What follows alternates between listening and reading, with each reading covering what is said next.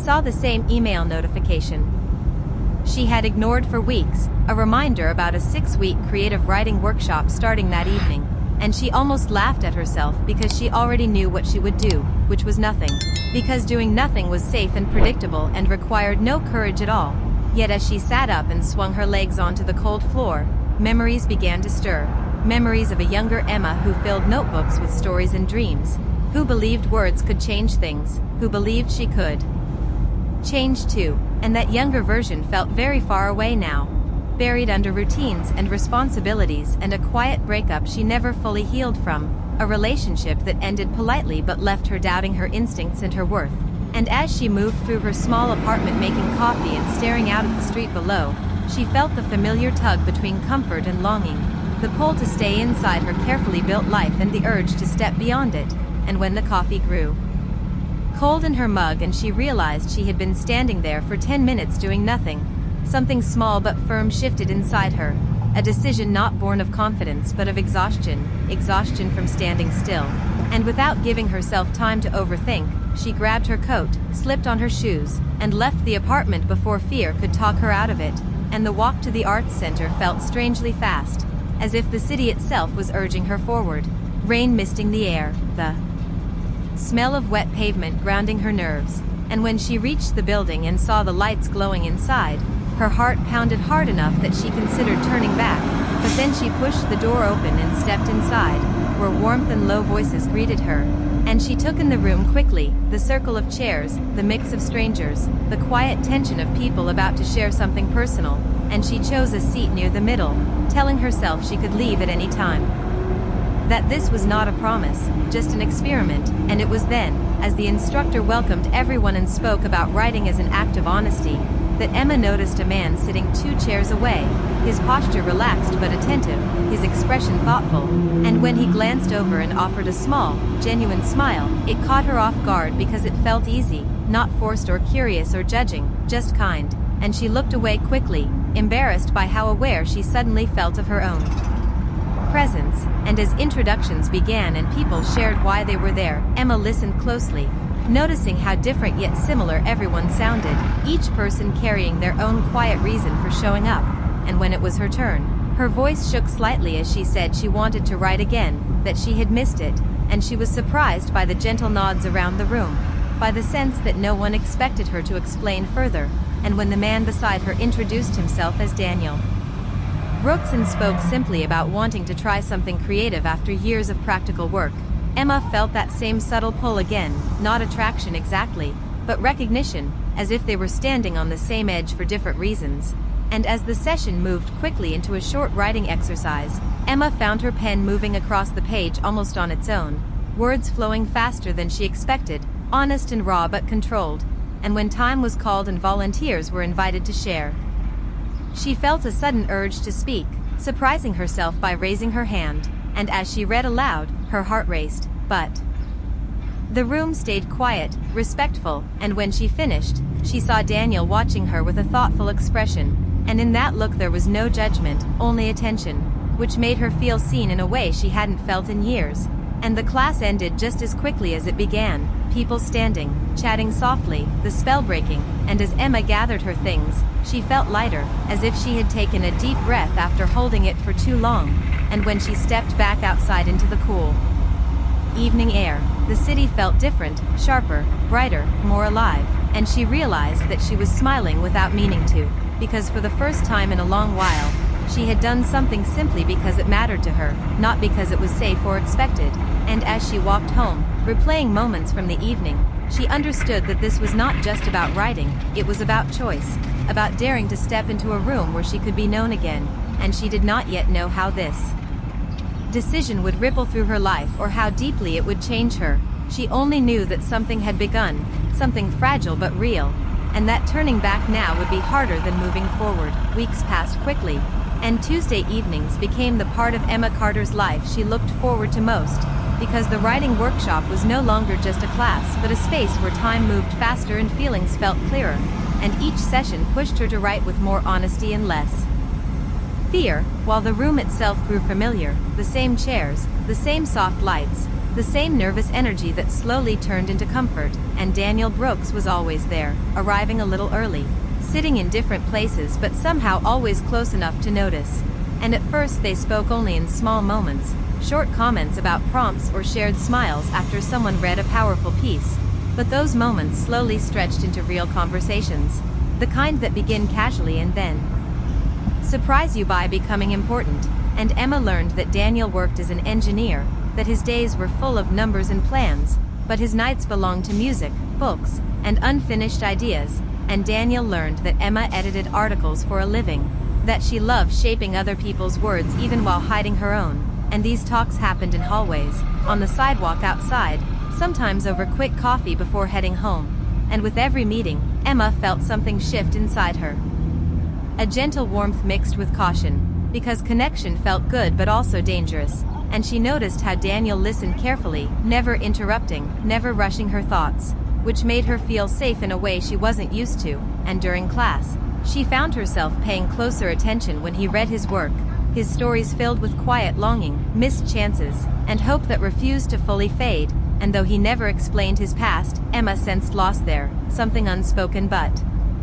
deeply felt. And one night, after a session focused on writing about fear, the group lingered longer than usual, rain tapping against the windows, and Emma and Daniel found themselves alone near the door, talking about how strange it felt to share personal words with strangers. And Daniel admitted that he almost walked out on the first night because vulnerability scared him more than failure. And Emma surprised herself by admitting the same. And in that shared confession, the space between them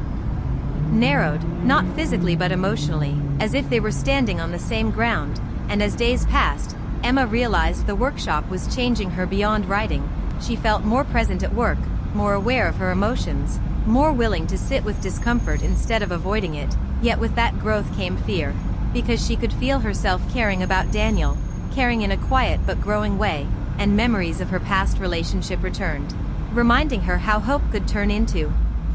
disappointment, how trust could leave you exposed. And she noticed that Daniel seemed careful too, never pushing, never crossing invisible lines, as if he was also guarding something fragile. And one evening, after Daniel read a piece about someone standing at a crossroads, choosing between safety and truth, Emma felt the words hit too close to home. And when the instructor praised the story, Daniel only nodded, his eyes distant. And later, as they walked outside together, Emma asked him what the story meant, and he paused before answering, saying softly that sometimes people survive by staying the same, but they only truly live by risking change. And the way he said it made Emma wonder if he was speaking to her, or to himself, or to both of them. And as they stood under the streetlights, the city moving around them, Emma felt the weight of unspoken possibilities, the sense that something important was forming just beneath the surface. And when they parted that night, she walked home with her heart racing, aware that trying something new had opened a door she wasn't sure she was ready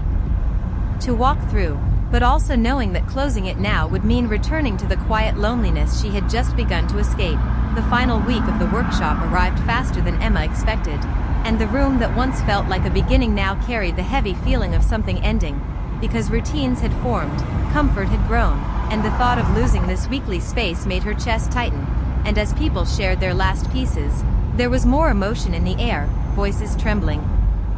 pauses stretching longer than usual. And when Daniel read his final story, it was calm but powerful, about two people walking side by side without ever saying what mattered most. And Emma felt her throat tighten because she knew that story was unfinished in the same way she felt unfinished. And when the session ended, there were smiles, handshakes, and exchanged numbers, but underneath it all was hesitation. And Emma noticed Daniel watching her from across the room as if waiting for the right moment. And when he finally approached, his expression was open but uncertain. And they talked briefly, both aware that something important needed to be said, yet neither finding the words. And they walked out together into the cool evening air, the sky dark, the streetlights reflecting off the wet pavement, and the city felt louder than usual, as if time itself was urging them forward. And Emma felt the pull to speak, to tell him that these weeks had mattered, that he had mattered. But fear stepped in quickly, reminding her of past pain, of promises that once felt safe and later broke quietly. And Daniel seemed to sense that hesitation because he slowed his steps, his voice softer as he said he was glad he came to the workshop. glad he didn't walk away like he almost had, and Emma agreed, her heart racing, and when they reached the parking lot, silence stretched between them, heavy with unspoken meaning, and Emma forced a small smile and said this was probably goodbye, hating the way the words sounded, and Daniel nodded, but his eyes showed disappointment he didn't try to hide, and after a brief, careful hug that felt unfinished, they parted ways, walking in opposite directions, and Emma told herself she had done the safe thing, the smart thing, yet the moment she got home, the apartment felt emptier than before, and days turned into weeks with no messages, no accidental meetings, and though Emma returned to her normal routine, nothing felt normal anymore, because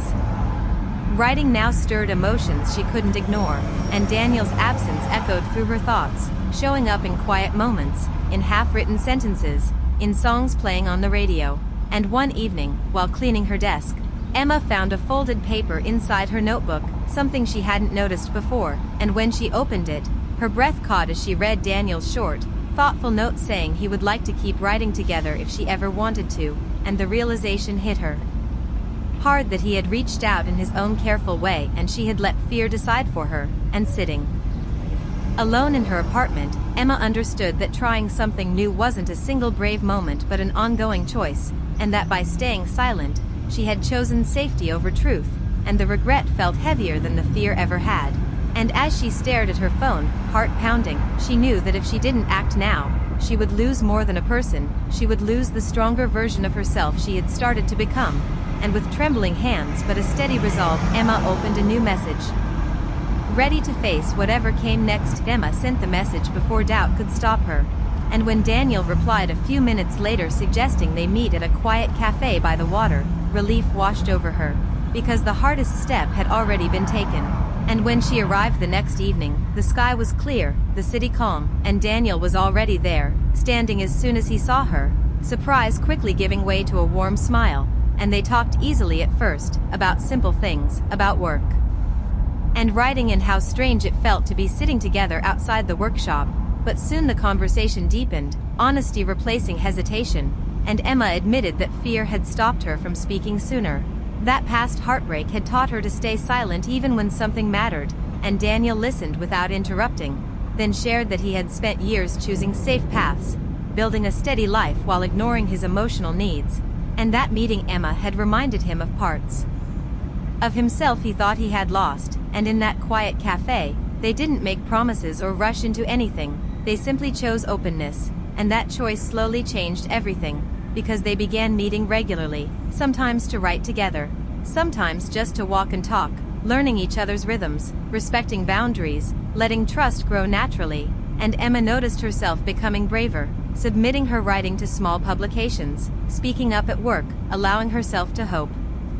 without apology, while Daniel supported her quietly, celebrating her progress without trying to control it, and he changed too, taking creative risks, expressing feelings he once kept hidden, and as seasons passed, their connection deepened into a steady, thoughtful love built on understanding rather than intensity, and one evening, nearly a year after the workshop began, Emma stood by her apartment window watching the city lights flicker on, feeling grateful instead of restless, and when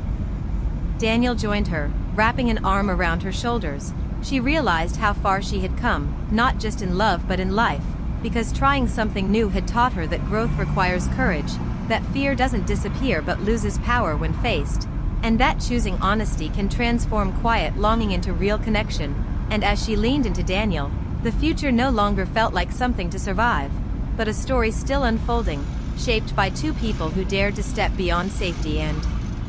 become more than they once believed possible.